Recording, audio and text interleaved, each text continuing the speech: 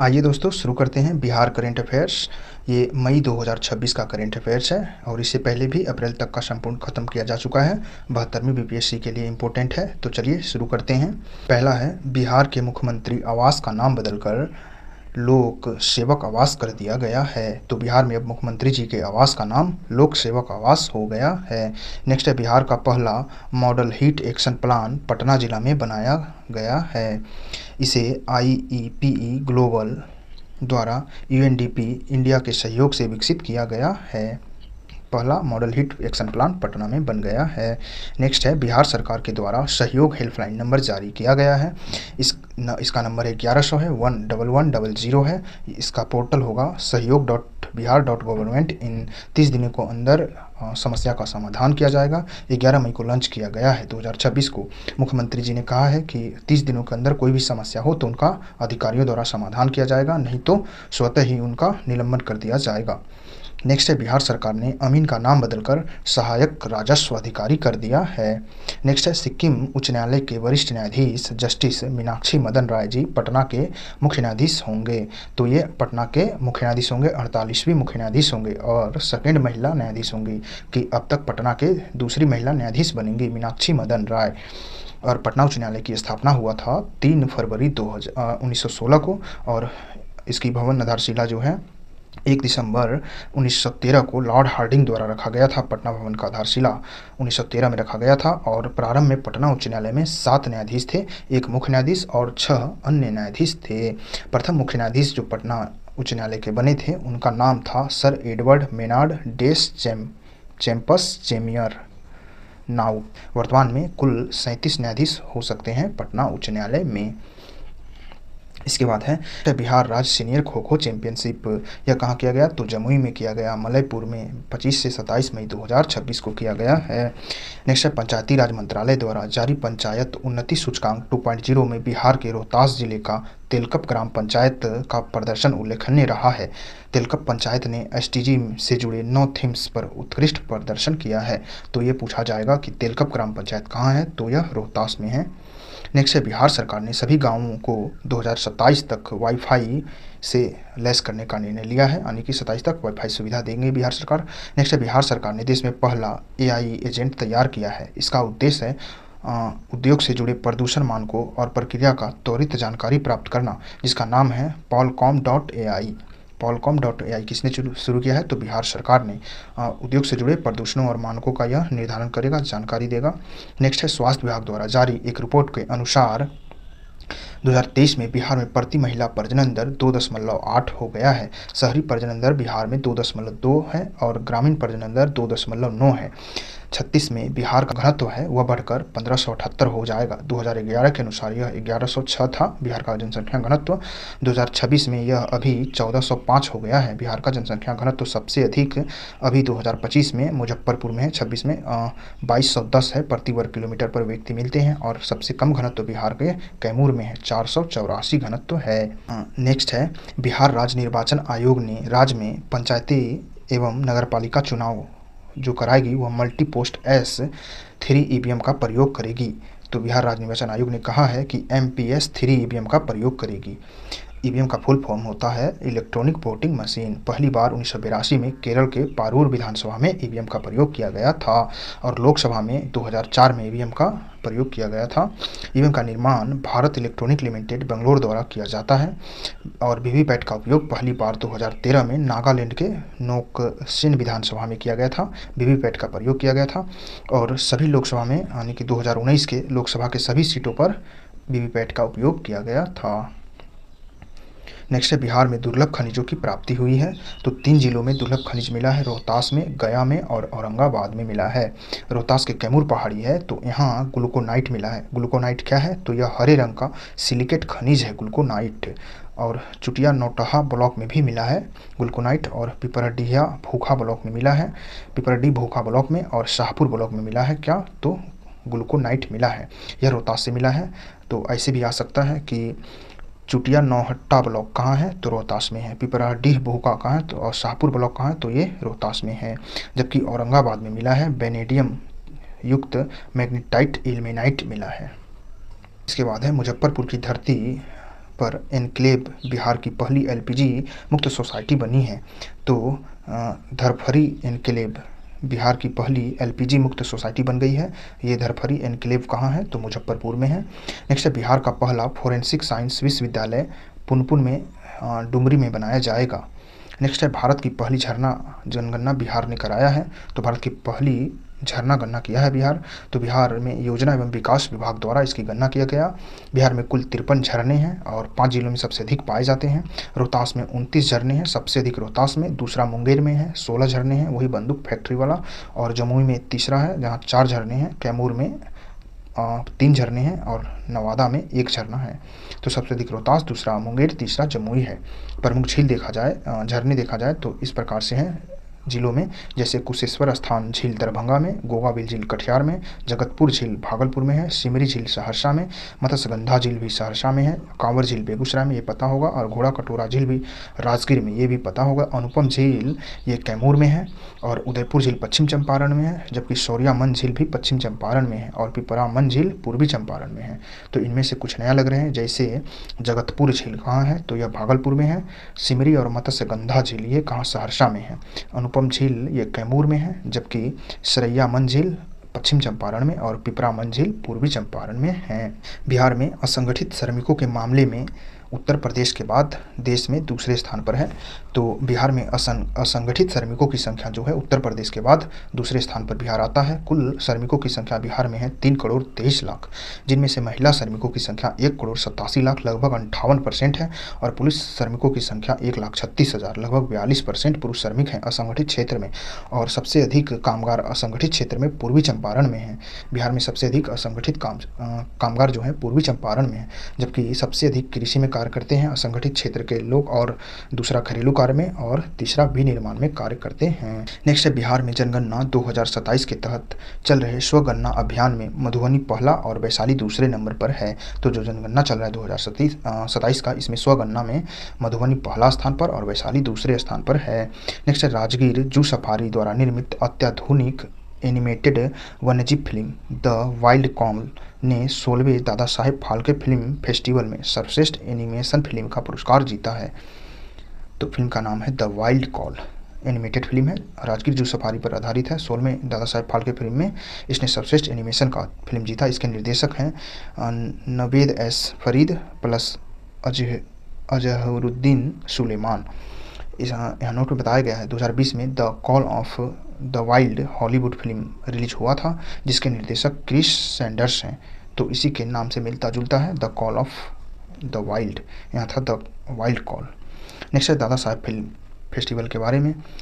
इनका पूरा नाम था श्री धुंडीराज गोविंद फाल्के।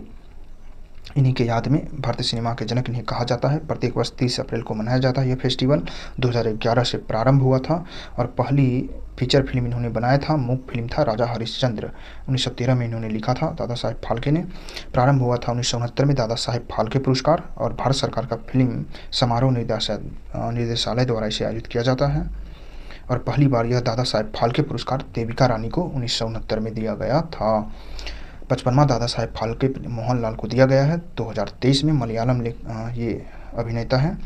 और 54वां 2022 में दिया गया था मिथुन चक्रवर्ती को दादा साहेब फाल्के, जबकि 53वां 2021 में वहीदा रहमान को दिया गया था। 51वां 2019 में रजनीकांत को, जबकि 50वां अमिताभ बच्चन को दिया गया था।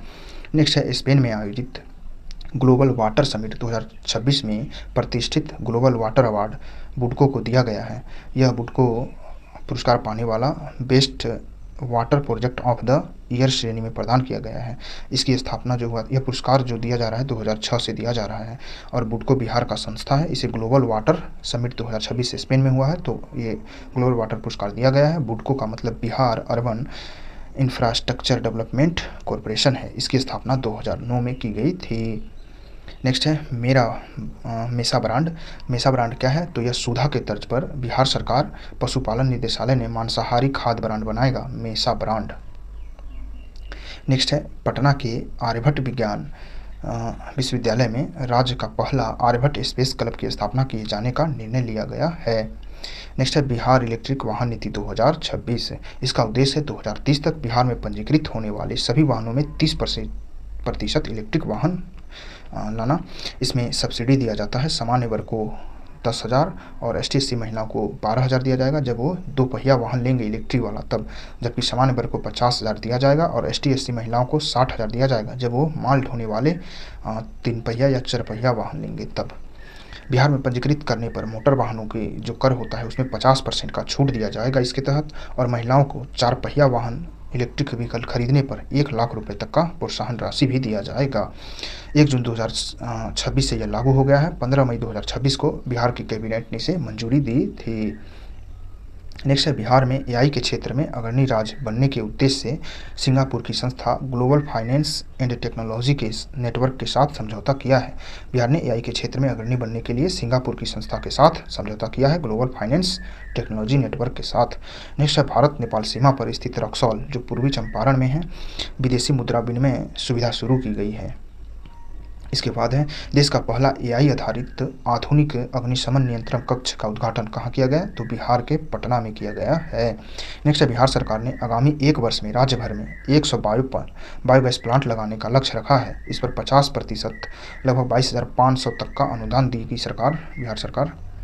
नेक्स्ट है, हाजीपुर में देश का तीसरा निपटेम स्थापित किए जाने का निर्णय लिया गया है। निपटेम क्या है? तो NIFTEM national institute of food technology entrepreneurship and management. यह खाद्य प्रसंस्करण और उद्योग मंत्रालय से संबंधित है। 2021 में संसद द्वारा पारित अधिनियम के अनुसार राष्ट्र महत्व के संस्थान का दर्जा प्राप्त होता है निपटेम को। यह खाद्य प्रसंस्करण क्षेत्र से संबंधित होता है। हाजीपुर में तीसरा निपटेम लगाया जाएगा। अभी देश में मात्र 2 ही निपटेम हैं और पहला निपटेम बना था ये सोनीपत के कुंडली हरियाणा में बना था 2012 में, जबकि दूसरा निपटेम तंजावुर तमिलनाडु में बना था और तीसरा हाजीपुर में बनेगा। नेक्स्ट है, गोपालगंज जिले में हाल ही में अंग्रेजी शासनकाल के जॉर्ज परचम के सिक्के और कुरान की हस्तलिखित प्रति मिली है। नेक्स्ट है, बिहार सरकार ने हाल ही में 7 निश्चय 3 के तहत प्रत्येक माह में पहले और तीसरे मंगलवार को सभी पंचायतों में सहयोग शिविर आयोजन करने का निर्णय लिया है।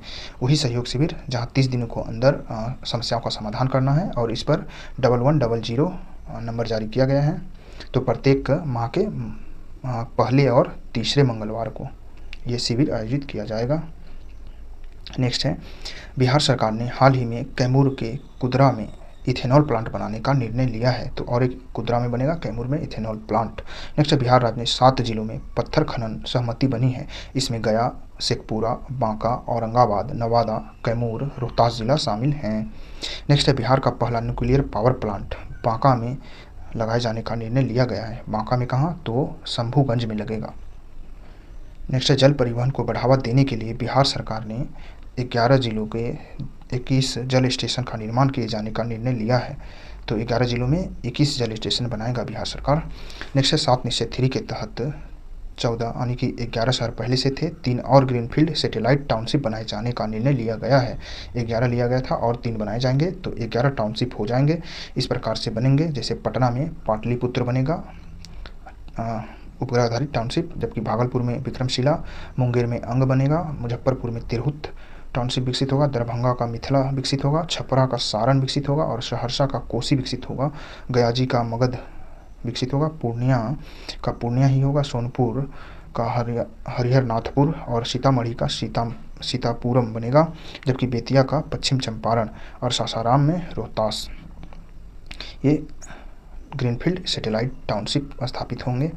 तो इनमें से जैसे कोसी कहाँ का? तो सहरसा और मिथिला दरभंगा का, जबकि तिरहुत मुजफ्फरपुर में, अंग मुंगेर का और हरिहरनाथपुर ये कहाँ का? तो सोनपुर का, जबकि सीतापुरम सीतामढ़ी का और बेतिया तो पश्चिम चंपारण का पता ही है। नेक्स्ट है, विधानसभा अध्यक्ष डॉक्टर प्रेम कुमार ने विधानसभा समितियों का पुनर्गठन किया है। तो हाल ही में विधानसभा के अध्यक्ष जो हैं प्रेम कुमार हैं, इन्होंने प्राक्कलन समिति के सभापति किसे नियुक्त किया है? मंगल पांडे को बिहार प्राक्कलन समिति के सभापति बने हैं। अंतरिम संसाधन एवं केंद्र समिति के सदस्य तारकिशोर प्रसाद को बनाया गया है। प्लस कृषि उद्योग विकास समिति के भी बनाए गए हैं इन्हें, जबकि आचार समिति के अध्यक्ष कृष्ण कुमार मंटू को बनाया गया है। नेक्स्ट है, कुटीर ज्योति योजना। इसकी शुरुआत 1988 से 89 में हुआ था। बीपीएल परिवारों को बिजली कनेक्शन प्रदान करने के लिए कुटीर ज्योति योजना शुरू किया गया था। भारत सरकार द्वारा राज्यों के इस प्रकार सहयोग दिए जाते हैं। राज्यों को सामान्य राज्यों को 60-40 अनुपात में, केंद्र का 60 और राज्यों का 40% खर्च होता है, जबकि पूर्वोत्तर और पहाड़ी राज्यों में 90 और 10 खर्च किया जाता है। कुटीर ज्योति योजना पर नोट में बताया गया है कि बिहार सरकार ने हाल ही में 10 लाख लोगों को उनके घरों पर सोलर संयंत्र लगाने का निर्णय लिया है। बिहार मुख्यमंत्री विद्युत उपभोक्ता सहायता योजना के तहत 125 यूनिट निःशुल्क बिजली अभी दी जा रही है। नेक्स्ट है, बिहार में बैंकों का ऋण जमा अनुपात 60.2% हो गया है, बढ़ गया है। पहली बार 60% से ज़्यादा ऋण जमा अनुपात हो गया है बिहार के बैंकों का। वित्त वर्ष 2024-25 की तुलना में 2025-26 में 16% की वृद्धि हुआ है। नेक्स्ट है 21वीं पशु गणना। 21वीं पशुधन गणना 2024-25 में संपन्न हुआ, 2025 तक संपन्न हुआ है। ये दुधारू पशुओं की संख्या में बिहार में 10% की कमी हो गई है। पहली पशु गणना के मुकाबले गायों की संख्या में 2.61% की कमी आ गई है। राज्य में मात्र 27 हाथी हैं और 30 ऊँट हैं बिहार राज्य में। गधा की संख्या में 63% की कमी आ गई है। गधों की संख्या में, बिहार में पालतू कुत्तों की संख्या में 58% की कमी आ गई है। और ये पशु जनगणना जो होता है, इसके बारे में बताया गया है कि 20वीं पशुधन जनगणना जो है 2019 में हुआ था, 20वीं इस बार 21वीं हुआ है 2024-25 में। अभी तक इसके संपूर्ण डाटा नहीं आए हैं और इसमें बताया गया है कि पहली बार भारत में पशु जनगणना 1919 में हुआ था और 5 वर्ष पर ये पशु जनगणना जारी किया जाता है, प्रत्येक 5 वर्ष पर। इसमें बताया गया है कि इस बार 100% डिजिटल तकनीक अपनाया गया था। 21वीं पशुधन जनगणना में 16 प्रजातियों के 219 स्वदेशी नस्लों का डेटा एकत्र किया गया है। 25 प्रमुख पालतू प्रजातियों को शामिल किया गया है। इस बार भारत में पशुधन आबादी लगभग 54 से 55 करोड़ है, जिसमें लगभग 536 से 538 मिलियन पशुओं की संख्या है। भारत में 54 से 55 करोड़ हो सकते हैं। और राज्य में सबसे अधिक उत्तर प्रदेश में पशु हैं, दूसरा राजस्थान में और तीसरा मध्य प्रदेश में, जबकि गाय और भैंसों की कुल आबादी लगभग 30 से 31 करोड़ बताया जा रहा है। तो ये थे पशुधन गणना। नेक्स्ट है पुस्तक बिहार में गांधी के लेखक प्रोफेसर मनोज कुमार और डॉक्टर देशराज वर्मा हैं। बिहार में गांधी, इसका विमोचन अंजनी कुमार सिंह ने किया है। ये अंजनी कुमार सिंह जो है बिहार म्यूजियम के निर्देशक हैं। तो बिहार में गांधी के लेखक प्रोफेसर मनोज कुमार और देशराज वर्मा हैं। नेक्स्ट है एनसीआरबी की रिपोर्ट। एनसीआरबी की रिपोर्ट जारी हो गया है और एनसीआरबी की रिपोर्ट का विषय है 2024 में देश में हुए अपराध। 2024 के डेटा पर आधारित है। एनसीआरबी रिपोर्ट में बताया गया है कि बिहार में बच्चों के खिलाफ अपराध में 17.7% की वृद्धि हो गई है। लगभग देश में यह बच्चों के खिलाफ अपराध जो है 5.9, लगभग 6% बच्चों के अपराध हैं। इससे ज़्यादा है, बिहार में 17.7% की वृद्धि हुआ है। 2024 में बच्चों के खिलाफ अपराध बिहार जो है देश भर में चौथे स्थान पर है। एनसीआरबी ने बताया है सबसे अधिक, एनसीआरबी रिपोर्ट में सबसे अधिक महाराष्ट्र में बच्चों के खिलाफ अपराध होता है, दूसरा उत्तर प्रदेश में, तीसरा मध्य प्रदेश में और चौथा है बिहार। एनसीआरबी का फुल फॉर्म होता है नेशनल क्राइम रिकॉर्ड ब्यूरो और ये एनसीआरबी की स्थापना किया गया था टंडन समिति की सिफारिश पर, राष्ट्र पुलिस कमीशन की सिफारिश पर 1986 में स्थापना किया गया था। टंडन समिति और राष्ट्र पुलिस कमीशन की सिफारिश पर एनसीआरबी का मुख्यालय नई दिल्ली में है। गृह मंत्रालय के तहत यह कार्य करता है। और देश भर में देखा जाए तो एनसीआरबी रिपोर्ट के अनुसार सबसे सुरक्षित शहर कौन सा है, तो कलकत्ता है। लगातार बहुत सारे घटना हुए हैं चुनाव के दौरान, फिर भी कलकत्ता सबसे सुरक्षित शहर है, चौथी बार लगातार सुरक्षित शहर बना है। जबकि सबसे ज़्यादा अपराध जो होता है दिल्ली में, दूसरा सूरत में और तीसरा जयपुर में। और राज्यों में देखा जाए तो संख्या के मामले में उत्तर प्रदेश में ज़्यादा अपराध, दूसरा तेलंगाना में और तीसरा पंजाब में। पंजाब तो नशा में सबसे अधिक है। और यहाँ बताया गया है कि साइबर अपराध एनसीआरबी 24 का ये डाटा के अनुसार 17% का वृद्धि हुआ है और सबसे अधिक साइबर अपराध जो है तेलंगाना में होता है। 2023 की तुलना में देश में इस बार 6% के अपराधों में गिरावट आया है। तो 23 की जो अपराध है एनसीआरबी का रिपोर्ट आया था, इस बार 24 की रिपोर्ट में 6% के अपराधों में गिरावट आया है। इसका कारण है भारत में बीएनएस लागू होना, भारत न्याय संहिता। और इसमें चोट जो है पहले ये संज्ञेय अपराध में आता था, लेकिन अब चोट को गैर संज्ञेय अपराध में डाल दिया गया है। और इस बार कुल 58.85 लाख संज्ञेय अपराध दर्ज किए गए हैं 24 वाली रिपोर्ट में। और राष्ट्रीय स्तर पर सजा की दर 28% है एनसीआरबी की रिपोर्ट के अनुसार। और बताया गया है कि आत्महत्या के मामले में 27% दिहाड़ी मजदूर हैं और 14.5% गृहिणियाँ शामिल हैं एनसीआरबी की रिपोर्ट के अनुसार। और एनसीआरबी ने 2017 में नेशनल डिजिटल पुलिस पोर्टल का शुभारंभ किया था 17 में। जबकि नोट में बताया गया है कि महिलाओं के खिलाफ दुष्सिद्धि सबसे अधिक कहाँ होता है, तो उत्तर प्रदेश में अच्छा स्थिति है, 76.6% उत्तर प्रदेश में महिलाओं की दुष्सिद्धि हो जाती है, पुलिस उसको सिद्ध कर देता है।